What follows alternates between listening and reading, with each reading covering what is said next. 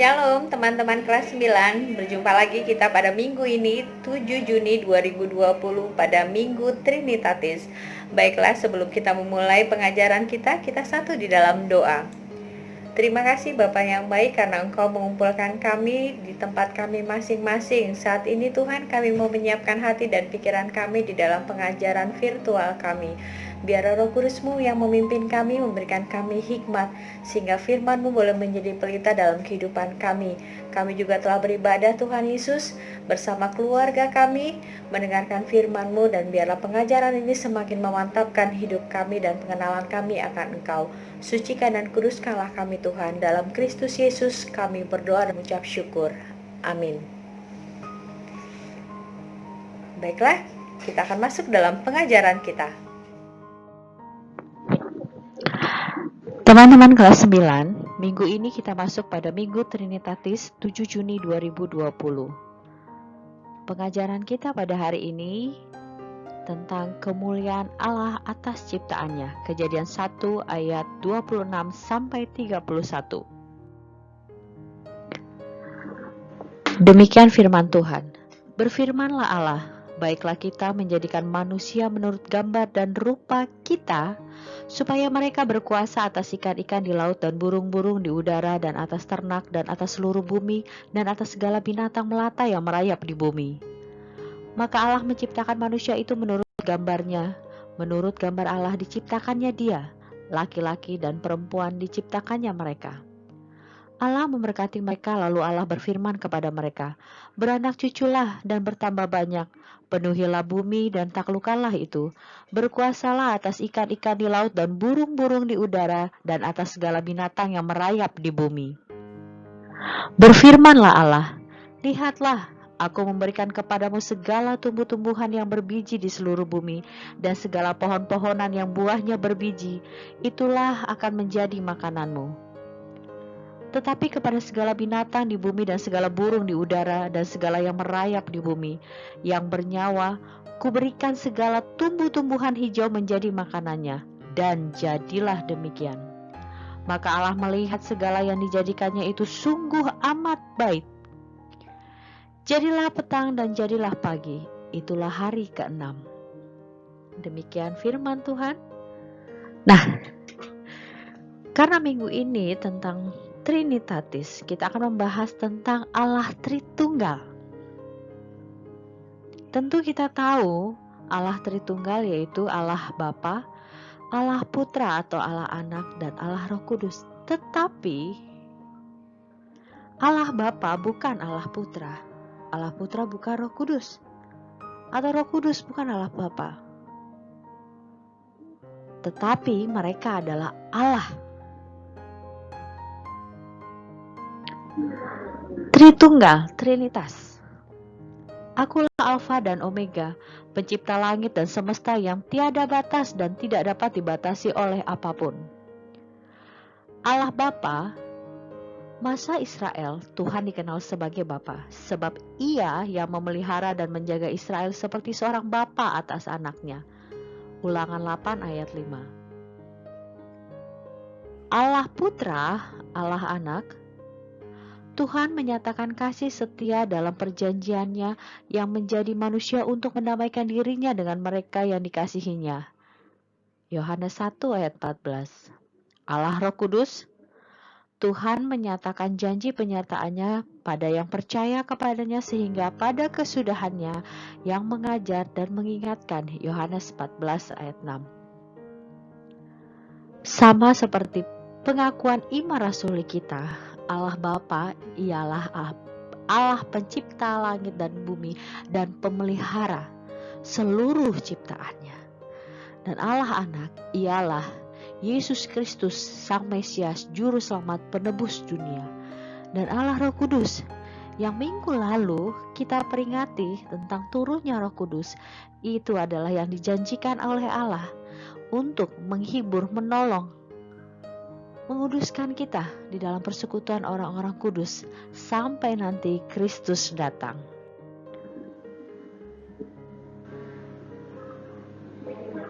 Allah Tritunggal sejak masa penciptaan Tuhan Allah telah memperkenalkan Trinitatis.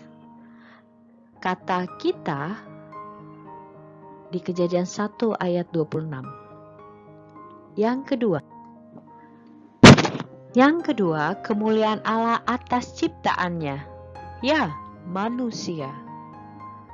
Yang pertama, penciptaan manusia berbeda dengan makhluk lain. Berbeda karena istimewa. Istimewa karena diciptakan menurut gambar dan rupa Tuhan, yaitu karakter yang sama dengan Tuhan. Buah roh itu yang dimiliki Allah. Yang kedua, Allah mempunyai tujuan menciptakan manusia adalah berkuasa atas seluruh ciptaan Tuhan. Berkuasa, memelihara dalam konteks yang baik dan benar. Yang ketiga, Allah memberikan juga sumber kehidupan kepada manusia dan seluruh ciptaannya, sehingga tidak ada hidup yang tidak dipelihara Allah. Kejadian 1 ayat 29. Dan semua yang diciptakan Allah itu sungguh amat baik. Kejadian 1 ayat 31. Yang ketiga, tujuan manusia diciptakan. Ada 5P, tujuan kita diciptakan Tuhan Allah, yaitu penyembahan, persekutuan, pemuridan, pelayanan, dan penginjilan. Mari kita bahas satu persatu. Penyembahan. Dalam Yesaya 43 ayat 7, semua orang yang disebutkan dengan namaku yang kuciptakan untuk kemuliaanku, yang kubentuk dan yang juga kujadikan. Wahyu 4 ayat 11. Ya Tuhan dan Allah kami, Engkau layak menerima puji-pujian dan hormat dan kuasa, sebab Engkau telah menciptakan segala sesuatu, dan oleh karena kehendak-Mu, semuanya itu ada dan diciptakan. Tuhan menciptakan kita dengan tujuan utama. Tujuan utama adalah untuk menyembah dan memuliakan Dia, karena kita istimewa. Diciptakan dari kemuliaannya yang serupa dan segambar dengan Allah, yaitu memiliki karakter atau cara pandang, perasaan, dan perbuatan. 2. Persekutuan. Efesus 2 ayat 19. Demikianlah kamu bukan lagi orang asing dan pendatang, melainkan kawan sewarga dari orang-orang kudus dan anggota-anggota keluarga Allah. Menjadi anggota keluarga Allah yang saling mengasihi dengan dasar Kristus sebagai batu penjuru. 3. Pemuridan. Roma 8 ayat 29. Sebab semua orang yang dipilihnya dari semula, mereka juga ditentukannya dari semula untuk menjadi serupa dengan gambaran anaknya, supaya ia, anaknya itu, menjadi yang sulung di antara banyak saudara. Menjadi serupa dengan Kristus dalam hal berpikir, karakter, cara pandang, perasaan, dan bertindak. Sehingga tujuan Tuhan yang ketiga dalam pemuridan adalah karakter dan teladan yang harus diikuti seorang murid atau matetes dalam Yunani dari sang guru atau berjalan di bekas jejak kaki sang guru. Itulah yang harus kita lakukan. Memiliki cara pandang seperti Kristus, memiliki karakter seperti sang guru, berjalan di bekas telapak kaki sang guru. 4. Pelayanan. 1 Petrus 4 ayat 10. Layanilah seorang akan yang lain sesuai dengan karunia yang telah diperoleh tiap-tiap orang sebagai pengurus yang baik dari kasih karunia Allah. Melayani Tuhan sebagai ucapan syukur karena sudah diselamatkan, sehingga kita harus melayani sesuai dengan karunia yang diperoleh.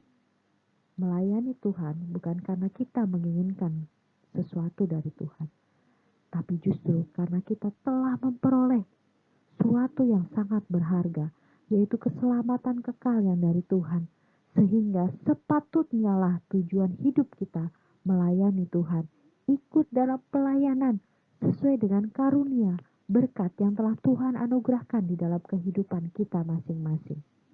Dan yang kelima, penginjilan atau misi. Yohanes 17 ayat 18. Sama seperti engkau telah mengutus aku ke dalam dunia, demikian pula aku telah mengutus mereka ke dalam dunia. Bicara penginjilan, bicara misi, harus ada yang diutus. Pertanyaannya, siapakah yang diutus? Ya, kita semua diutus untuk menuntaskan amanat agung seperti yang tertulis dalam Matius 28 ayat 19 sampai 20. Karena itu pergilah dan jadikanlah semua bangsa muridku dan baptislah mereka dalam nama Bapa dan Anak dan Roh Kudus dan ajarlah mereka melakukan segala sesuatu yang telah kuperintahkan kepadamu dan ketahuilah aku menyertai kamu senantiasa sampai kepada akhir zaman. Dengan cara memberitakan Injil ke seluruh makhluk seperti dalam Markus 16 ayat 15. Nah, demikianlah 5P tujuan manusia diciptakan Tuhan. Dan yang terakhir adalah, dan yang keempat, komitmen. Sudahkah hidupmu memenuhi tujuan Tuhan? Sejauh manakah tujuan hidupmu sesuai dengan 5P yang kita bahas? Dan di dalam aplikasi firman Tuhan, apakah keseharianmu sudah mencerminkan 5P?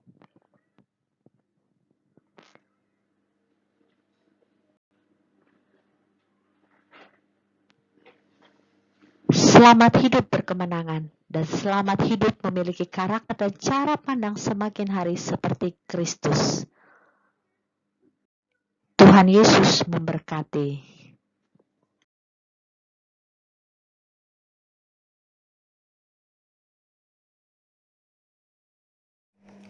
Nah, teman-teman kelas 9, kita tadi sudah membahas pengajaran kita. Satu hal yang mau kakak sampaikan. Kiranya nanti di dalam kehidupan kalian yang sudah masuk ke dalam dunia pendidikan atas, di remaja, bahkan nanti ketika kalian perguruan tinggi atau kalian bekerja, satu pertanyaan. Jika ada seseorang yang bertanya kepada kalian, siapakah Allah Tritunggal itu? Bagaimana kalian menjelaskan tentang ketritunggalan Tuhan kalian? Kiranya penjelasan tadi, pengajaran tadi bisa memantapkan hati kalian dan memantapkan pengetahuan kalian akan firman Tuhan. Sehingga ketika kalian dipertanyakan pada pertanyaan seperti itu, kenapa Tuhanmu tiga? Bagaimana bisa? Kiranya kalian dapat menjawab dengan lantang, pasti, dan yakin, dan tidak menggoyahkan iman kalian. Justru di situ adalah kekuasaan Tuhan. Ingat, kalau Tuhan bisa jadi manusia, tapi manusia tidak bisa jadi Tuhan. Tuhan mampu melakukan segala-galanya, tapi manusia memiliki keterbatasan. Kita adalah ciptaan, sebagaimana kita bisa menciptakan robot sesuai dengan keinginan kita. Sama dengan halnya Tuhan, Tuhan bisa menggunakan kita sesuai dengan keinginan Tuhan. Tapi ingat, kita ciptaannya, tidak mungkin melebihi Sang Pencipta. Selamat hidup berkemenangan dan banggalah bertuhankan Yesus Kristus, Allah kita yang Tritunggal. Kita satu dalam doa. Kembali kami bersyukur Tuhan karena Engkau telah mengajarkan kami tentang Allah Tritunggal. Engkau telah mengajarkan kami bagaimana kami diciptakan sangat luar biasa dan sangat istimewa dari kemuliaan Tuhan. Dan sungguh kami bangga Tuhan memiliki Allah yang Tritunggal seperti Engkau. Engkau sempurna dalam semua kejadian-Mu Tuhan. Dan biarlah di dalam kehidupan kami, kejadian kami juga dahsyat Tuhan. Tuhan Yesus, mampukan kami Tuhan Yesus pemahaman akan firman-Mu, sehingga ketika kami dipertanyakan tentang Allah Tritunggal, kami tidak goyah akan iman kami. Sehingga ketika kami dipertanyakan akan Tuhan Allah Bapa, Allah, Anak, dan Roh Kudus. Kami mampu menjelaskannya kepada dunia sebagai salah satu tujuan hidup kami dalam 5P tersebut.